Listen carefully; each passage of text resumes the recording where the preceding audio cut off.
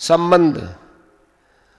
अगर शरीरी को निर्विकार न मानकर विकारी मान लिया जाए, जो कि सिद्धांत से तो विरुद्ध है, तो भी शोक नहीं हो सकता, यह बात आगे के 2 श्लोकों में कहते हैं।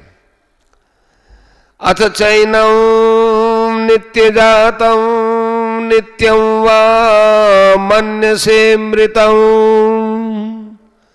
तथापि त्वं महाबाहो नैवं शोचितुमर्हसि। हे महाबाहो, अगर तुम इस देही को नित्य पैदा होने वाला अथवा नित्य मरने वाला भी मानो, तो भी तुम्हें इस प्रकार शोक नहीं करना चाहिए। व्याख्या।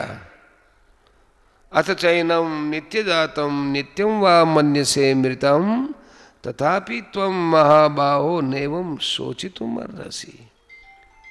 भगवान या पक्षांतर में अथच और मन्यसे पद देकर कहते हैं कि यद्यपि सिद्धांत की और सच्ची बात यही है कि देही किसी भी काल में जन्मने मरने वाला नहीं है, तथापि अगर तुम सिद्धांत से बिल्कुल विरुद्ध बात भी मान लो कि देही नित्य जन्मने और नित्य मरने वाला है, तो भी तुम्हें शोक नहीं होना चाहिए। कारण कि जो जन्मेगा वो मरेगा ही और मरेगा वो जन्मेगा ही। इस नियम को कोई टाल नहीं सकता। अगर बीज को पृथ्वी में बो दिया जाए तो वह फूलकर अंकुर देता है, वही अंकुर क्रमशः बढ़कर वृक्ष रूप होता है। इसमें सूक्ष्म दृष्टि से देखा जाए कि क्या वह बीज एक क्षण भी एक रस रूप से रहा।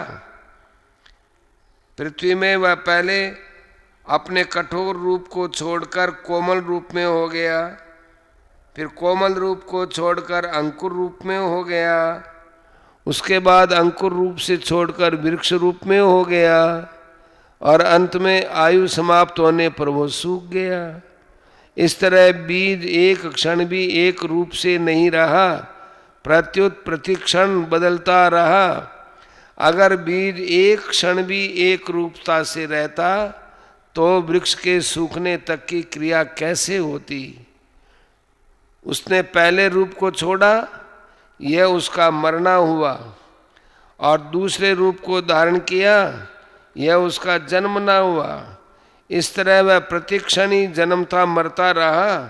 बीज की ही तरह यह शरीर है, बहुत सूक्ष्म रूप से वीर्य का जंतु रज के साथ मिला, यह बढ़ते बढ़ते बच्चे के रूप में हो गया और फिर जन्म हो गया। जन्म के बाद वह बढ़ा, फिर घटा और अंत में मर गया। इस तरह शरीर एक क्षण भी एक रूप से न रहकर बदलता रहा, अर्थात प्रतिक्षण जन्मता मरता रहा। भगवान कहते हैं कि अगर तुम शरीर की तरह शरीरी को भी नित्य जन्मने मरने वाला मान लो, तो भी यह शोक का विषय नहीं हो सकता।